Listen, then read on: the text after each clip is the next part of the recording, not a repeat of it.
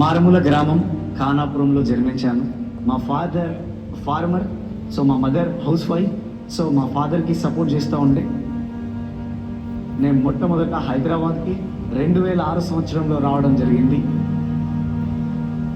తర్వాత ఎడ్యుకేషన్ అంతగా లేదు, విలేజ్ బ్యాక్గ్రౌండ్ నుంచి వచ్చాను. మా బ్రదర్ ఒక రెస్టారెంట్ బార్లో పనిచేసి నేను ఇంటర్మీడియట్ కంప్లీట్ చేయడం జరిగింది. సో ఆ తర్వాత నేను మా అన్నయ్య ఇద్దరం కలిసి ఒక బ్యాచులర్ రూమ్లో నా ఇంటర్మీడియట్ జర్నీ స్టార్ట్ అయింది.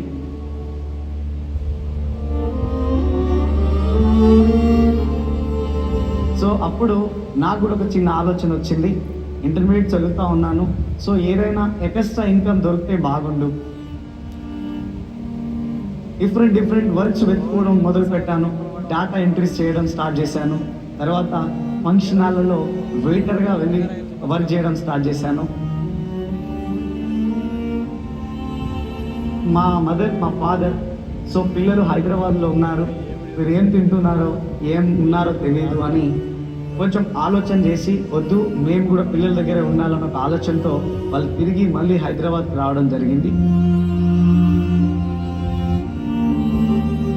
సో వచ్చిన తర్వాత ఏదన్నా ఒక పని చేయాలా, మాకంటూ ఒక సొంతంగా ఒక పని చేయాలా, ఎవరి దగ్గర పని చేయొద్దు అన్న ఒక ఆలోచనతో నేను మే ఫ్యామిలీ అంతా కూర్చొని మాట్లాడుకొని ఆలోచించి ఒక ఫుడ్ కోర్ట్ రన్ చేయడం స్టార్ట్ చేశాము. సో అప్పుడు ఒక చిన్న రూమ్ తీసుకొని ఆ రూమ్కి షట్టర్ని మేమే యాడ్ చేయించేసి మేము ఒక ఫుడ్ కోర్ట్ అనేది స్టార్ట్ చేయించడం మొదలు పెట్టాము. అందులో హెల్పర్స్ ఎవరు లేరు, మా ఫ్యామిలీ ఓన్లీ. మార్నింగ్ 10 o'clock వెళ్తుండే, నైట్ 9 o'clock అతను రిటర్న్ వస్తుండే. నడుస్తుండే లైఫ్ అంతే తప్పిస్తే సో అంత రిచ్ లైఫ్ అనే అయితే ఏం లేదు. సో అట్లాంటి సిచ్యువేషన్లో నాకు చాలా ఎక్కువ డ్రీమ్స్ ఉండేటివి. సో ఒక పెద్ద ఇల్లు కట్టుకోవాలా, రిచ్ లైఫ్ స్టైల్ లీడ్ చేయాలా, సో ఒక పెద్ద కారులో నేను తిరగాల.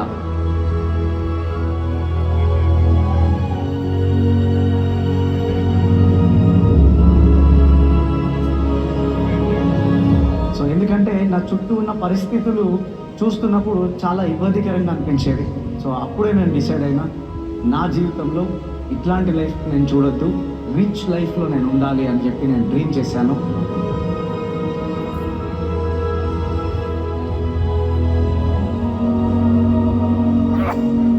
సో అట్లాంటి సిచ్యువేషన్లో నా ఫ్రెండ్ నాకు ఒక అవకాశం ఉంది అని చెప్పి నాకు ఫోన్ చేయడం స్టార్ట్ చేశాడు. కానీ నేను నో అని చెప్పాను. ఎందుకంటే ఆల్రెడీ నేను నెట్వర్క్ పని చేశాను, నా వల్ల కాలేదు. నాకు ఫోన్ చేస్తుండే, సో ఎక్కువ సార్లు కాల్ చేస్తుండే, నేను రిసీవ్ చేసుకునేవాడిని కాదు. ఇతను నన్ను వదిలేటట్టు లేడు అన్న ఒక ఆలోచనతో అతని నెంబర్ని బ్లాక్ లిస్ట్లో పెట్టడం జరిగింది. ఒకరోజు నేను 2-wheeler పైన వెళ్తున్నాను. నా 2-wheeler ఆ ఫోన్ పై నుంచి వెళ్ళిపోవడం, ఫోన్ అంతా కంప్లీట్గా డ్యామేజ్ అవ్వడం జరిగింది. సో దాన్ని గమనించిన నా బ్రదర్ ఆయన నాకు ఒక ఫోన్ కొనియడం జరిగింది. సో అప్పుడు కొత్త సిమ్ తీసుకొచ్చి ఫోన్లో ఇన్స్టాల్ చేసే ప్రాసెస్లో నేను బ్లాక్ చేసిన నెంబర్స్ అన్నీ అన్బ్లాక్ అయిపోవడం జరిగింది. సో ఆ తర్వాత నా జీవితంలో ఒక మ్యాజిక్ జరిగింది. వెంటనే నేను ఎవరైతే నా ఫ్రెండ్ నా బ్రదర్ అనుకున్న వ్యక్తిని ఎప్పుడైతే నేను బ్లాక్ లిస్ట్లో చేశానో సో అది అన్బ్లాక్ అవ్వడం జరిగింది. సో వెంటనే అతను బిజినెస్ సంబంధించిన పోస్టర్స్ అన్నీ నాకు ఒకేసారి నా ఫోన్కి రావడం మొదలైంది. సో అప్పుడు అతని ఇన్కమ్ ఆల్మోస్ట్ 40,000+ అతని ఇన్కమ్ ఉంది.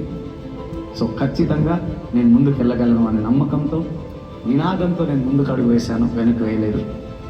సో నా మిత్రుడు ఒకరోజు నేను కలిశాను, నువ్వు స్టార్ట్ చేయగా నేను నీకు హెల్ప్ చేస్తాను, ఒక 5,000 రూపీస్ నాకు అతను ఇవ్వడం జరిగింది. సో ఆ రోజు నేను బిజినెస్ స్టార్ట్ చేశాను వెస్టీజ్. నాకు అర్థమైంది ఒకే ఒకటి, ఎక్సైట్మెంట్ ఒకటి, రెండోది డియూసిటీ రికగ్నిషన్. కానీ ఈరోజు వెస్టీజ్ ద్వారా నా లైఫ్లో అసలు మర్చిపోలేని రోజులు ప్రతి ఒక్కటి కూడా మేము వెస్టీజ్ స్టార్ట్ చేసినప్పటి నుంచి. ఎందుకు అని అంటే ప్రైస్ ట్యాగ్ చూడకుండా డ్రెస్సెస్ తీసుకోవడము.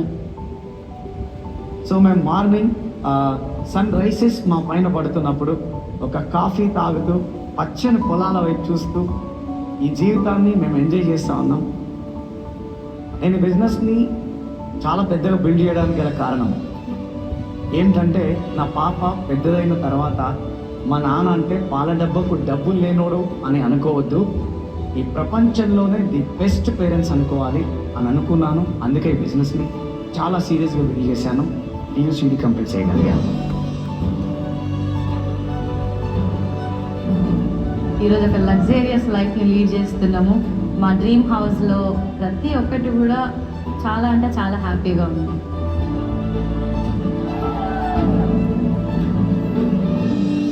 నా ఫస్ట్ మంత్ ఇన్కమ్ వెస్టీజ్ నుంచి 164 రూపీస్. అందరికి చెప్పలేను కాబట్టి నేను ఏం చేశానంటే నా వాట్సాప్ స్టేటస్లో పెట్టడం జరిగింది. నాకు ఆల్మోస్ట్ కొన్ని వందల కామెంట్స్ రావడం జరిగింది. ఒరే, నీ ఇంట్లో ఒక పెద్ద డ్రీమ్ హౌస్ కావాలన్నావు కదా, ఈ 164తో అది తెచ్చుకో, ఈ 164లోనే నీకు నచ్చిన జాగ్వార్ ఎఫ్ఎస్ తెచ్చుకో, ఈ 160లోనే ఏమైనా డబ్బులు మిగిలితే మాకు పార్టీ కూడా ఇచ్చేసాయి అని చెప్పి ఎగతాళి చేసేవాళ్ళు, కామెడీ చేసేవాళ్ళు, నవ్వేవాళ్ళు. నా డ్రీమ్ హోమ్, నా కళ నెరవేరింది. ఈరోజు నా ఓన్ థియేటర్లో నా ఫ్యామిలీతో నేను అద్భుతమైన సినిమాలు చూస్తున్నాను, బీభత్సంగా ఎంజాయ్ చేస్తూ ఉన్నాను. సో ఒక సాధారణమైన మహిళని నా వల్లనే జరిగినప్పుడు మీ వల్ల ఎందుకు కాదు, మీతో కూడా అవుతుంది. ఆయియే మిల్కర్ కామ్ కర్తే హై. Hello friends, good morning. నా పేరు శ్రీనివాస్ వడ్డేమాను. అండ్ శివాని వడ్డేమాను. మేము వెస్టీజ్లో హైయెస్ట్ లెవెల్ DUCD లెవెల్లో ఉన్నాము with winning team combination. And we are so happy and my family also very happy.